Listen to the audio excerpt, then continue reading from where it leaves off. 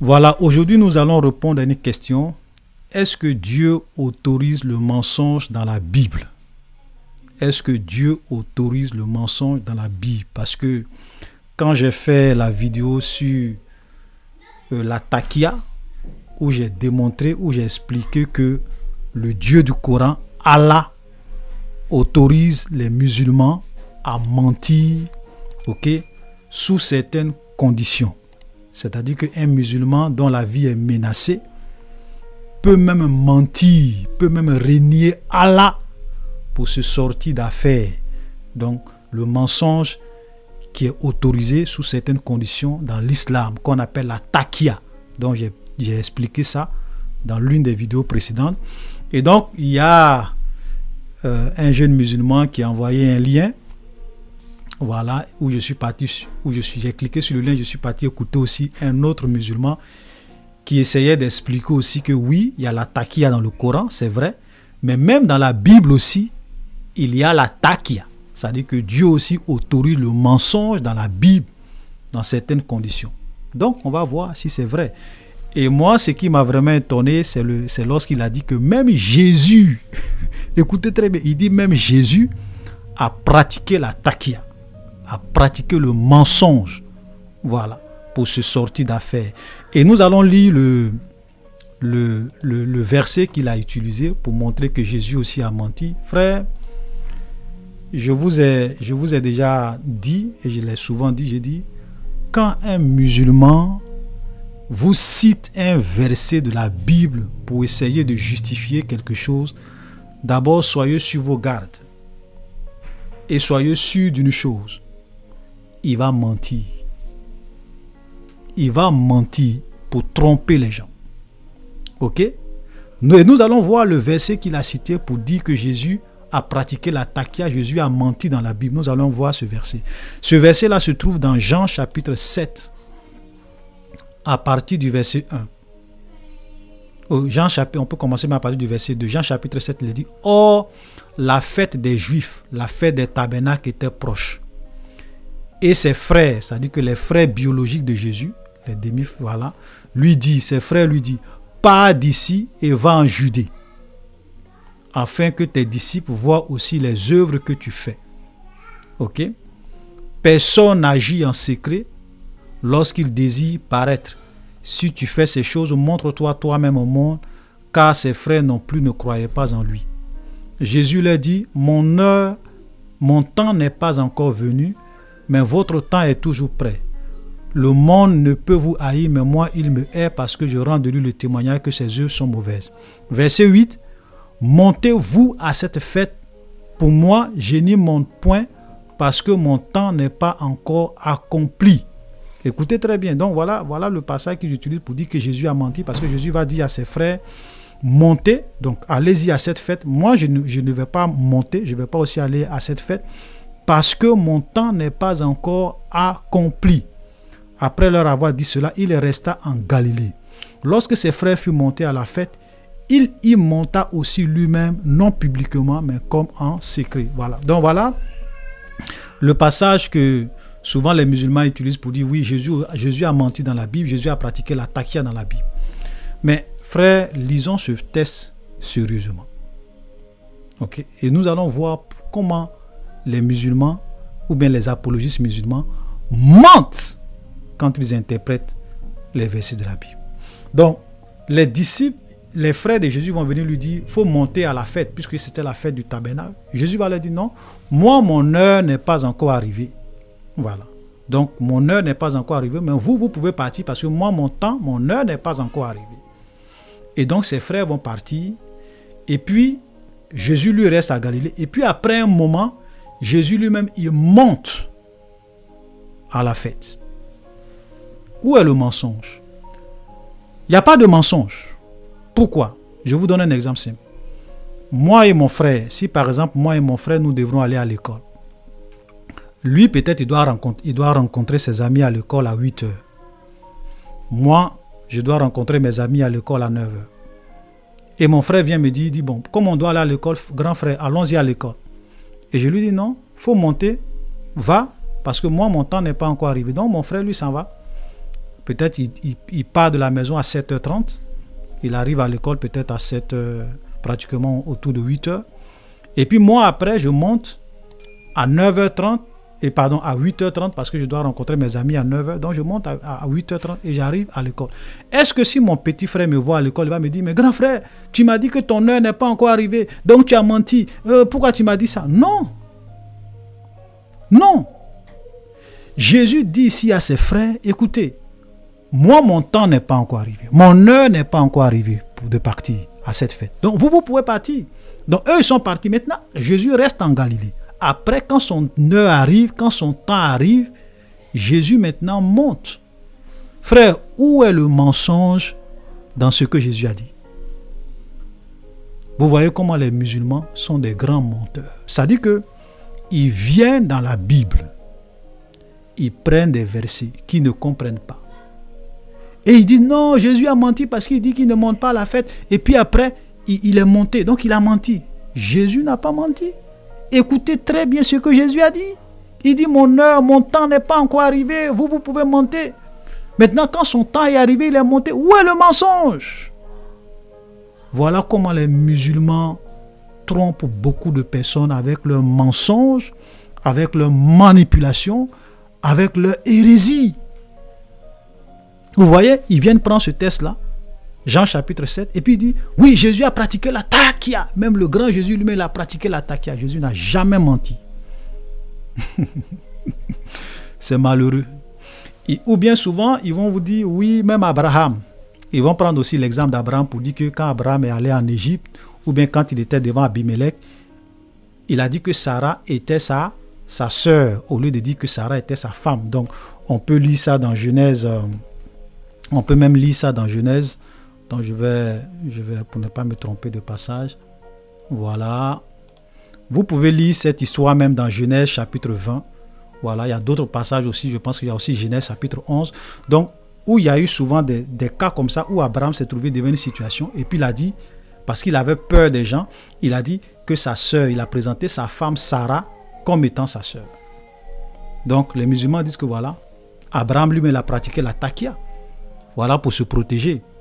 Ils vont même prendre aussi l'exemple de Rahab, la prostituée, qui avait protégé les espions juifs, voilà, en essayant de mentir. Ou bien même, ils vont vous parler aussi des sages femmes d'Égypte, okay, où Pharaon avait ordonné qu'elles puissent tuer tous les enfants mâles d'Israël. Mais ces sages femmes d'Égypte-là n'ont pas fait cela. Donc, elles ont décidé de mentir à Pharaon et elles ont préservé la vie des enfants innocents. Donc les musulmans prennent tous ces tests-là et puis disent voilà, même dans la Bible, il y a la taqia. Mais ils sont encore dans la malhonnêteté et dans le mensonge. Et moi, c'est pas étonnant. Pourquoi? Parce que leur père, le diable, il est le père du mensonge. Même le Coran même dit que Allah est le plus grand des ruseurs. Allah est l'orgueilleux. Allah est le plus rusé. Donc, le plus rusé dans la Bible, nous savons c'est qui. Donc, ils sont dans l'art de la ruse, dans l'art de la manipulation, dans l'art du mensonge. Donc, ils rusent avec les versets, avec les passages de la Bible. Ils rusent avec la parole de Dieu pour tromper, pour séduire beaucoup de personnes et même souvent des chrétiens. Frère, je vais vous dire une chose, c'est que quand vous venez dans la Bible, faites attention. Entre ce qu'un homme fait et ce que Dieu a autorisé de faire, ça fait deux choses différentes. C'est pas parce que Abraham a menti que Dieu était d'accord avec le mensonge d'Abraham. Dieu n'a jamais dit à Abraham, Abraham, je t'autorise à mentir. Parce que dans le Coran, Allah autorise les musulmans à mentir pour se sortir d'affaires. Ça, c'est une loi dans le Coran. C'est Allah qui le dit. Mais Allah n'a jamais dit à Abraham d'aller mentir pour dire que sa femme est sa sœur. Allah n'a jamais dit à Rahab la prostituée, il faut mentir. Allah n'a jamais dit aux sages femmes, mentez. Il n'y a pas une loi dans tout le Nouveau, dans tout l'Ancien Testament, dans toute la Bible, où Dieu dit, oui, vous mes enfants, vous pouvez mentir sous certaines conditions, je vous autorise à mentir. Vous ne verrez jamais une loi comme ça. Donc, ce n'est pas parce que des gens mentent, ok, que c'est Dieu qui les autorise à mentir. Même quand on prend l'exemple de Jacob, et souvent ils prennent ce cas-là. Jacob, par exemple, qui s'en va voler la bénédiction, comme on le dit, même si ce n'est pas volé, même s'il n'a pas volé, on peut expliquer pourquoi.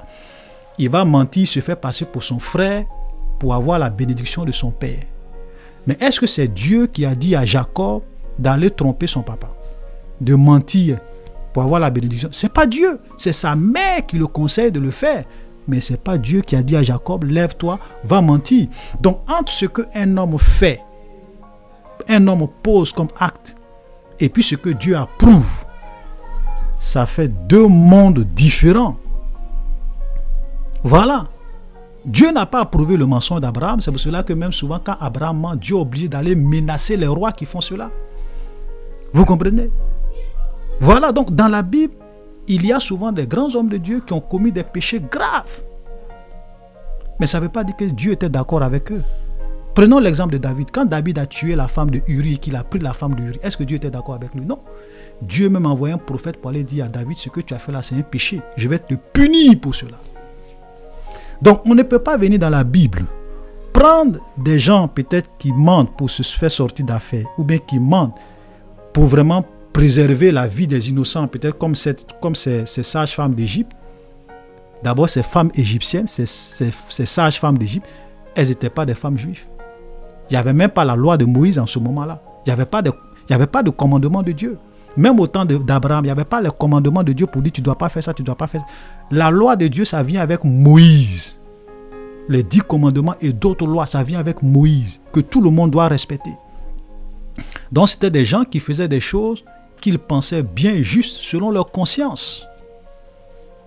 Et Dieu analysait ce qu'ils faisaient et le Seigneur pouvait approuver s'il voyait que leurs intentions étaient bonnes. Voilà le Dieu de la Bible. Mais Dieu n'a jamais écrit, ordonné, donné une loi pour dire aux gens que vous pouvez mentir pour vous sortir d'affaires. Vous pouvez même me renier. Allah dit qu'on peut le renier dans le Coran si les musulmans se sentent menacés. C'est-à-dire que si tu viens avec un couteau, tu veux tuer un musulman.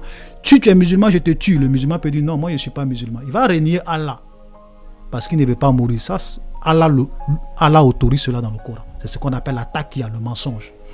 Mais Dieu n'a jamais autorisé de telles choses dans la Bible. Donc vous ne pouvez pas venir prendre l'exemple d'Abraham, l'exemple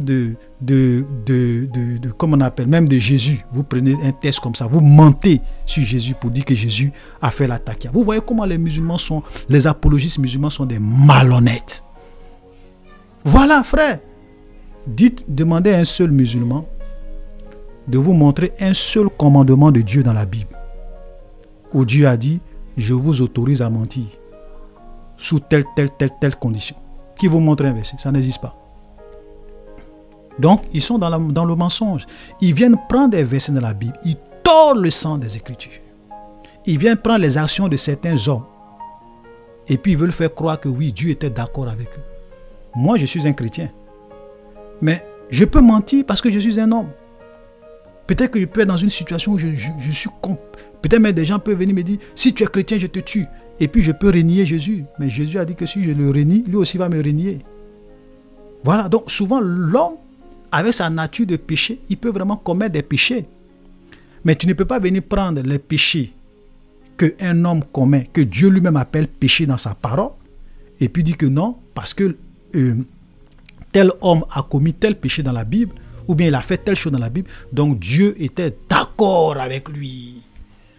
Dieu était d'accord, Dieu est d'accord avec la taqiyya, Dieu est d'accord avec le mensonge d'Abraham. C'est pas vrai. Ça, c'est la manipulation. Voilà. Et comme je le disais, j'ai dit, il y a des gens qui sont morts dans l'histoire de l'Église, et même dans la Bible, à cause de leur foi, parce qu'ils n'ont pas voulu renier Jésus. Ils n'ont pas voulu renier Dieu. Voilà.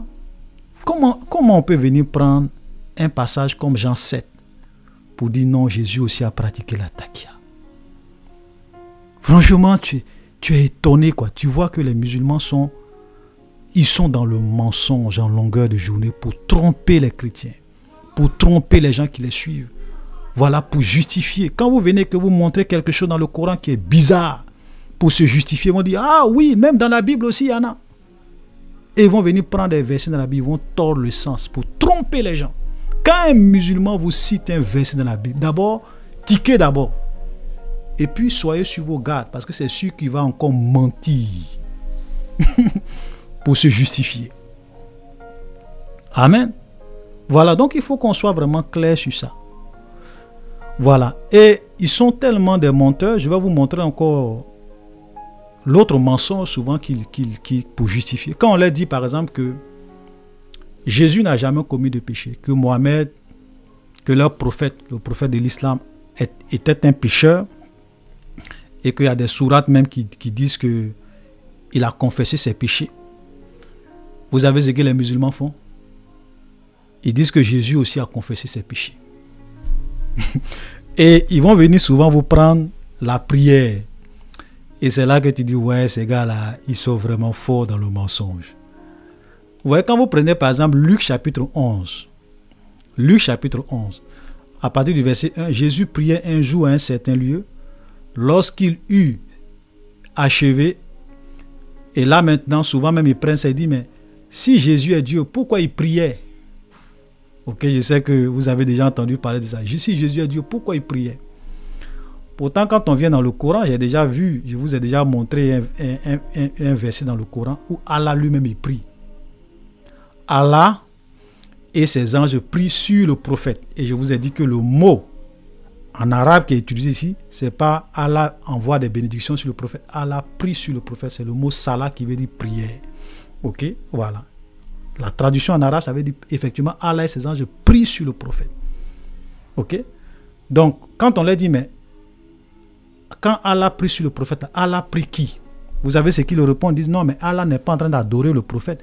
Mais nous, on n'a pas dit que Allah adore le prophète. On n'a pas dit que Allah vénère le prophète. On n'a pas dit que Allah, comme on appelle, adresse des prières au prophète. Parce que même nous, les chrétiens, nous pouvons souvent prier sur quelqu'un. Quand on prie sur quelqu'un, ça ne veut pas dire que notre prière est adressée à la personne. Mais même lorsque nous prions sur quelqu'un, notre prière est adressée à Dieu. On prie sur quelqu'un, mais la prière est adressée à Dieu. Donc si Allah et ses anges prient sur le prophète, la prière de Allah là, elle est adressée à qui? Parce que la prière est toujours adressée à quelqu'un. Que tu pries pour quelqu'un, que tu pries quelqu'un, que tu pries sur quelqu'un, ta prière est toujours adressée à quelqu'un. Allah et ses anges qui prient sur le prophète là, leur prière est adressée à qui? La prière d'Allah est adressée à qui? Donc même Allah dans le Coran prie. Voilà. Donc ils sont dans le raisonnement, ils sont dans le mensonge, ils sont dans la manipulation. Vous voyez? Donc ils viennent prendre ça pour dire, même Jésus aussi était à pécher. On continue. Jésus priait un jour en un certain lieu. Lorsqu'il eut achevé, un de ses disciples lui dit, Seigneur, enseigne-nous à prier comme Jean l'a enseigné à ses disciples. Ok? Et il dit, quand vous priez, dites, voilà, Père, que ton nom soit sanctifié, que ton règne vienne, donne-nous chaque jour, pardonne-nous nos péchés, car nous aussi nous pardonnons à quiconque nous offense et ne nous induit pas en tentation. Même dans Matthieu chapitre 6 aussi, Jésus dit à ses disciples, voici comment vous devez prier. Notre Père qui es aux cieux, que ton nom soit sanctifié, ainsi de suite, pardonne-nous nos offenses. Donc, ils disent que voilà, Jésus est en train de dire à ses disciples que lorsqu'il prie, il dit, quand vous priez, dites, notre Père qui es aux cieux, moi et vous, notre Père qui es aux cieux, pardonne-nous nos offenses, nos péchés. Donc, même Jésus aussi demande pardon pour ses péchés. Vous voyez comment ils sont malhonnêtes. Mais ici, là, Jésus, ce sont les disciples de Jésus qui sont venus demander à Jésus, Seigneur, apprends-nous à prier. Et Jésus dit à ses disciples, quand vous, pas moi, quand vous êtes en train de prier, dites, notre Père qui es aux cieux, ou bien Père, voilà, que ton nom soit sanctifié, que ton règne vienne, pardonne-nous nos offenses. Quand Jésus dit quand vous priez, Jésus n'a pas dit moi, il dit quand vous. Vous voyez comment il manipule? Ils veulent faire croire que non, la prière qui est là, c'est comme ça aussi Jésus prie. Jésus aussi demande pardon pour ses péchés. Des grands manipulateurs. Mais Jésus dit à ses disciples, parce que ce sont ses disciples qui sont venus demander à Jésus, Jésus, comment on doit prier? Jésus sait que ce sont des hommes. Ils commettent des péchés. Donc il dit quand vous mes disciples, vous êtes en train de prier, voici comment vous devez prier, demandez pardon pour vos péchés. Jésus n'a pas dit que lui demande pardon pour ses péchés. Il apprend à ses disciples à prier. Mais les gens, ils sont tellement dans l'escroquerie, dans la masturbation intellectuelle, dans la manipulation, qu'ils vont venir mentir aux gens pour dire non, Jésus aussi, voilà la preuve. Voilà, même Jésus aussi priait pour ses péchés, des grands menteurs.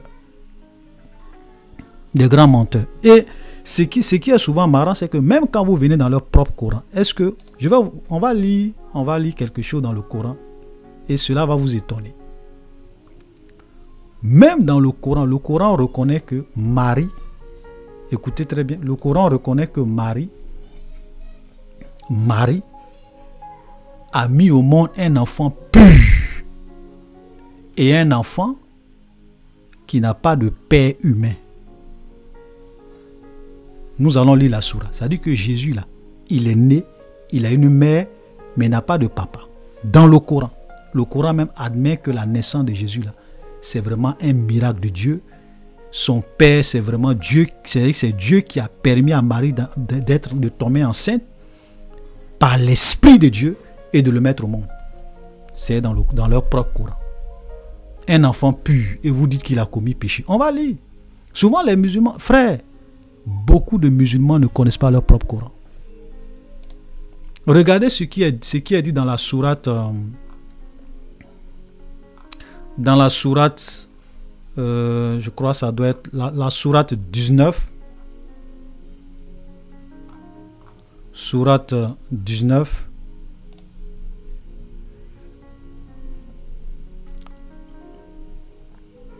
Nous allons commencer à faire la lecture à partir du verset 16. Mention dans le livre, entre parenthèses le Coran. Voilà, donc là c'est Allah qui parle. Mention dans le livre, dans le Coran, Marie, quand elle se retira de sa famille en un lieu vers l'Orient, écoutez très bien, elle mit entre elle et nous un voile. Et nous lui envoyâmes notre esprit, Gabriel. Ok, donc ils vont envoyer un ange qui est Gabriel, un esprit. Nous lui envoyâmes notre esprit, Gabriel, qui se présenta à elle sous la forme d'un homme parfait. Avant de continuer, vous voyez un peu, quand les musulmans disent que Dieu ne peut pas prendre une forme humaine. Maintenant, comment se fait-il que Gabriel, que l'esprit que eux ils appellent Gabriel dans le Coran, donc c'est un ange selon eux, c'est un ange de Dieu, l'ange de Dieu qui s'appelle Gabriel, ok, il vient et il se présente à Marie sous la forme d'un homme parfait. Ça veut dire qu'un esprit peut se matérialiser, un esprit peut venir sous la forme d'un homme. Donc, parce que les anges sont des esprits, hein. Ils n'ont pas de chair, ils n'ont pas de sang. Mais comment se fait-il que Gabriel a la capacité de prendre une forme humaine et de se présenter devant Marie sous la forme d'un homme parfait? Ça veut dire que même les anges peuvent prendre la forme d'un homme. Donc un esprit peut prendre la forme d'un homme. Maintenant, si Dieu aussi qui est esprit, pourquoi vous ne voulez pas accepter que Dieu aussi peut prendre la forme d'un homme et puis venir dans ce monde? Vous voyez, c'est pour cela que la dernière fois quand nous avons fait l'étude sur les différentes manifestations de Dieu dans la création, nous avons vu que même dans l'Ancien Testament, Dieu prenait des formes humaines. Dieu a pris des formes humaines ou bien des formes angéliques pour se présenter à Abraham, pour se présenter à Jacob, pour se présenter à Moïse. Mais les musulmans refusent ça. Pourtant, dans leur propre Coran, c'est clair qu'il dit, nous lui envoyâmes notre esprit qui se présenta à elle sous la forme d'un homme parfait. Donc, sourate 19, le verset 17, ça veut dire qu'un esprit peut se présenter aux hommes sous la forme d'un homme. Ok, voilà. Mais ce n'est pas ça le sujet. Nous continuons. Verset 8, elle dit, je me réfugie contre toi auprès du Tout-Puissant. Si tu es pieux, ne m'approche pas. Et il dit, donc ça c'est l'ange Gabriel maintenant qui va dire, je suis en fait un messager de ton Seigneur pour te faire don d'un enfant pur. Donc l'ange va dire à Marie, j'ai été envoyé par le Seigneur pour te faire don d'un enfant pur.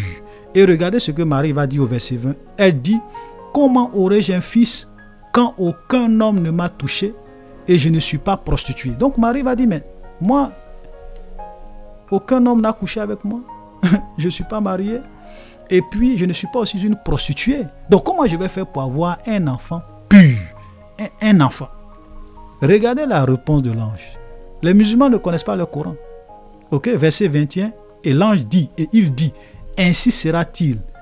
Cela m'est facile, dit ton Seigneur. Et nous ferons de lui un signe pour les gens, une miséricorde pour notre part. C'est une affaire déjà décidée. Ok? Donc l'ange dit à Marie, ça c'est une chose facile pour Dieu. Voilà, c'est une affaire qui est déjà décidée. C'est vrai que aucun homme ne t'a touché, tu n'es pas une prostituée, mais Dieu va permettre quand même à ce que tu puisses concevoir un enfant et un enfant pur, sans péché. Les musulmans ne lisent pas le Coran, c'est ça qui les fatigue. Vous comprenez? Donc même dans le Coran, Jésus est un enfant pur qui n'a pas de père humain, c'est-à-dire que c'est l'Esprit de Dieu qui a permis à Marie de concevoir et d'enfanter un enfant pur sans péché. Demandez à vos amis musulmans de vous montrer dans le Coran qui est le père de Jésus. Parce que un homme ne peut pas naître comme ça, je suis désolé. Un être, une femme ne peut pas coucher, comme on appelle, concevoir un enfant et puis mettre un enfant au monde comme ça sans papa. Qui est le papa de Jésus dans le Coran? Sourate 19 là, à partir du verset 16 là, jusqu'au verset 21 là. Demandez aux musulmans de vous expliquer. Jésus est un miracle. Amen. Un enfant pur. Maintenant, cet enfant pur là, comment vous pouvez venir dire qu'il a menti, qu'il a fait la takia? Vous êtes des manipulateurs. Et c'est déplorable. Frère, c'est pour cela que je vous dis, ne croyez jamais à ce qu'un musulman vous dit sur Jésus. Ne croyez jamais à ce qu'un musulman vous dit sur la Bible. Ne croyez jamais à un verset qu'un musulman vient prendre pour interpréter. Parce qu'ils vont dans la Bible, pas dans le but de comprendre, mais de trouver des choses qu'ils peuvent utiliser pour contrecarrer et pour venir mentir aux chrétiens. Donc tous les chrétiens qui se laissent prendre dans leur piège et qui se convertissent à l'islam, ils sont dans l'égarement. Beaucoup de musulmans dans le monde aujourd'hui, plein, ils sont en train de se convertir à la religion chrétienne. Voilà, dans le monde arabe, beaucoup se convertissent. Parce qu'ils se rendent compte que l'islam, c'est une fraude, c'est une imposture. Voilà. Quand vous lisez même le Coran, c'est vraiment, il y a beaucoup de copier-coller de la Bible. Le Coran, plein de copier-coller. Souvent, ils prennent des copier-coller et puis ils mentent. Dans le Coran, on dit Jésus est né sous un palmier. Dans la Bible, on dit qu'il est né dans une crèche. Et il dit sous un palmier. Vous voyez le mensonge? Jésus n'est jamais né sous un palmier. Jamais. Vous voyez comment les gens mentent? Comment les musulmans trompent les gens? Donc nous allons nous arrêter là. C'était vraiment pour essayer de vous expliquer comment. Vous voyez comment les musulmans viennent dans la Bible pour tromper les gens. Jésus a menti, Jésus a pratiqué l'attaque. Ils lisent des versets qu'ils ne comprennent pas. Et c'est vraiment dommage. Soyez bénis et à la prochaine.